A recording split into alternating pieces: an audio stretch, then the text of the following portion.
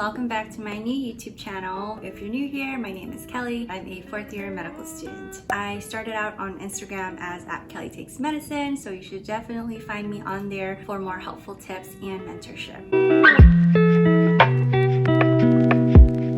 There are all these videos out there about people regretting med school or quitting medicine. Well, this is not going to be one of those videos. I never for a second regretted going to medical school or ever considered quitting medicine. But that's not to say that I don't have any regrets on this journey, because I definitely do. This is going to be my first video in my series that I'm going to call Reflections of a Fourth Year Med Student. I'm planning to film a series of videos of me reflecting on different aspects of medical school, pre-med, med school, residency, life, etc. Often pre-meds will tell me that physicians have told them not to go into medicine or to consider another field. Physicians will say that they regretted their career. My goal of this video is to provide you with some motivation and realistic expectations of what to expect in this field. I'll also share what I wish I could have done differently, but make no mistake, med school does have its highs and lows, but I've never regretted it for a second, and I'm so happy that I decided to become a physician. The first regret I have is that I wish I had taken more gap years, or what I like to call growth years. I did take 2, but I would have taken more if I knew that it was common to take gap years. I took 2 growth years because I didn't decide to apply to medical school until 2 months before graduating from college. I was actually preparing to apply to pharmacy school at the time, so I needed to rebuild my CV, study for the MCAT, take the MCAT, and apply, and the application cycle is already a year. But my GPA wasn't great, and I was supposed to do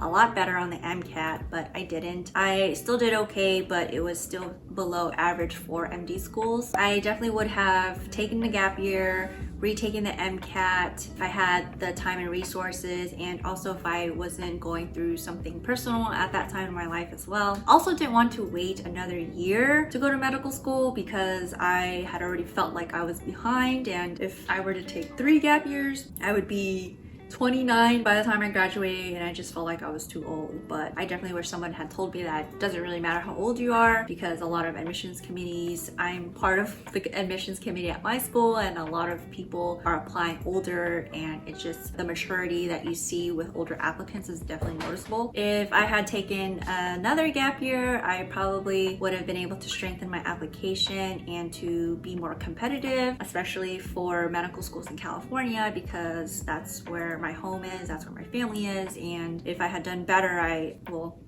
in hindsight, it's 2020 vision, right? But I think that if I had been a more competitive applicant, I would have had a shot at California medical schools, because being away from home, like on the other side of the country in Virginia, is definitely tough. I was homesick all the time, still am. So there's nothing wrong with taking growth years, especially if it's to strengthen your application. You should apply when you're ready, because it takes so much time and money to reapply, especially for my first-gen college grads who often come from lower income families. Like, it's just not worth it to reapply. I would definitely just wait until you're ready. Sort of on a related note, I probably wouldn't have needed to take growth years if I had known that I wanted to pursue medicine early. Or let me rephrase that. I probably wouldn't have needed to take growth years or gap years if I found the courage to pursue medicine earlier. I wish I didn't let the fear of going to medical school stop me, just because no one in my family had gone to college before, just because no one in my family had done it before. And I only pursued pharmacy school because we had family friends who were pharmacists, and they would be able to point me in the right direction if I needed some help. I did not have any good mentors at the time and didn't know what a good mentor looked like, so I just attached myself to the closest people who were providing their opinions and advice, even if it wasn't exactly right for me. Deep down, I always knew that I wanted to pursue medicine. I'm not like one of those people who knew they wanted to become a doctor since they were like 2 years old. Like, it's kind of more because my grandpa, seeing him struggle with his health, I told myself that I was going to become a geriatric clinical pharmacist. Very specific. Funny story is that, so 2 months before graduating, I was preparing to apply to pharmacy school. I asked the pharmacist I was shadowing, she was a geriatric clinical pharmacist, so I asked her for a letter of rec, and I think she was a little bit surprised because she didn't know that I was actually serious about pharmacy school, and so she told me to consider applying to medical school because she saw how passionate I was for geriatrics pediatrics, and that was actually the extra push that I needed to pursue medicine. My biggest message for you all, especially if you are a first gen, rather than letting fear dictate your future, let your passion guide you and learn to overcome the fear. Easier said than done, I know. My second regret is that I didn't learn how to manage my stress until the third year of college, which is common for first gens because first gens typically come from a less wealthy family. There are other layers to education, like the dynamics of coming from an immigrant household, and I wish someone had mentored me earlier and told me how important it was to work hard and play hard. During my first 2 years, I was so focused on school and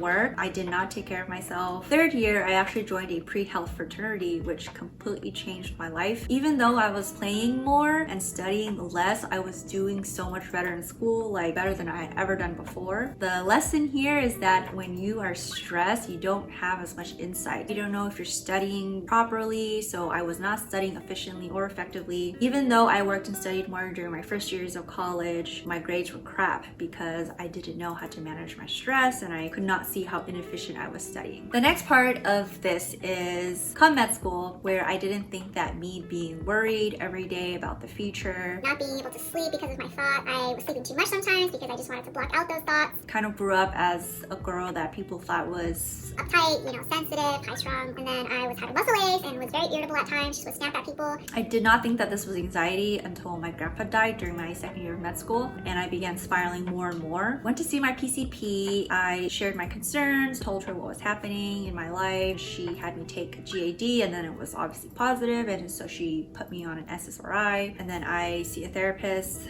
as well.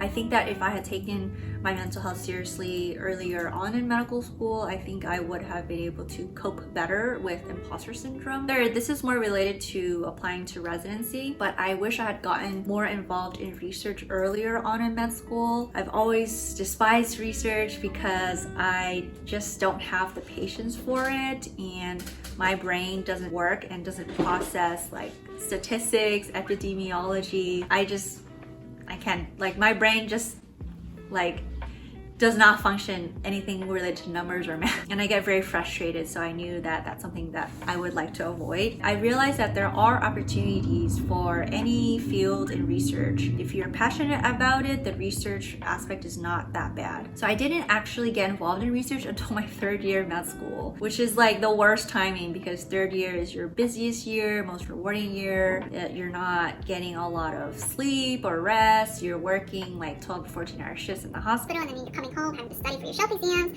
and so it was definitely not the best time. Maybe if I had more publications, I would have been able to interview at more residency programs in California that I like, but who knows? I for sure at least know that it wouldn't hurt to have more publication. Getting involved in a research project my first year of med school would have been ideal. I also wish I had learned stats more, or at least learned it earlier in med school so that I could run my own data analyses, because a lot of times the holdup in the manuscript and submitting for a publication might be that you are waiting for a statistician to send you the data analyses for you. So fourth year, with the extra time, I started learning how to use R, which is kind of like Python, but not really. Actually, I don't know what I'm saying. I don't know anything about Python, but that's just what I've heard. My fourth regret is that I wish I had volunteered more during my first and second years of med school, because you just have so much time. And I know if you're a first or second year med student watching this, you probably don't feel that way, but trust me, you do not want to regret not spending as much time as you can. If you feel like you are stressed and that you don't have time to do anything, I think it's truly a time to kind of reflect and evaluate why that is, because you do have the most time during your first and second year of med school. And so if you're feeling overwhelmed, definitely, check in with yourself, your stress level, figure out if you can improve your time management or stress management, and then go from there. But I wish I continued volunteering during med school just because I loved it so much prior to med school. I thought that med school, I would not have time for anything except studying, which is not true. And I also think that if I had continued to volunteer, that would also be be something that I could talk about during my residency interview and have on my application. I did end up starting my own mentorship program. I started my website, my blog during my 3rd year of med school. And so I was still able to talk about that, but definitely would have been a lot easier on me if I had done that earlier. But it doesn't have to be volunteering. It's just anything in general. Like, make sure you take advantage of your first 2 years. Like, if there's anything that you're passionate about, you definitely want to try to keep up with it so that, it's something that you can have on your application and talk about during your residency interview, because they do want to see what you're passionate about. The last thing I'll mention is mentorship. I regret not spending time seeking mentors that were invested in me. I just would consider whoever was sharing advice with me as my mentor. I did not find any good mentors until medical school. And even now in medical school, my mentors, they do not share the same background as me as a first gen. And none of my mentors can understand where I come from in terms of first gen. It's challenging for my mentors to provide advice and meet me where I am. They do provide great advice when it comes to like research, clinicals, residency applications, and things like that. But when it comes to imposter syndrome, personal things, family dynamics, it's harder for them to understand. So I really encourage you all to find mentors that are right for you and not just take advice from anybody. The first question you should always ask is this person someone I want to be in the future? Does this person have a life that I would want in the future? And yeah, that's it. I hope this was helpful. Don't forget to like this video and subscribe if you enjoyed it. It would also mean a lot to me. If you have any questions, please leave them in the comments. I will make sure I reply. Stay tuned for the second video of my series. So it's going to be the opposite of this video, mostly about the most uplifting moments in medical school.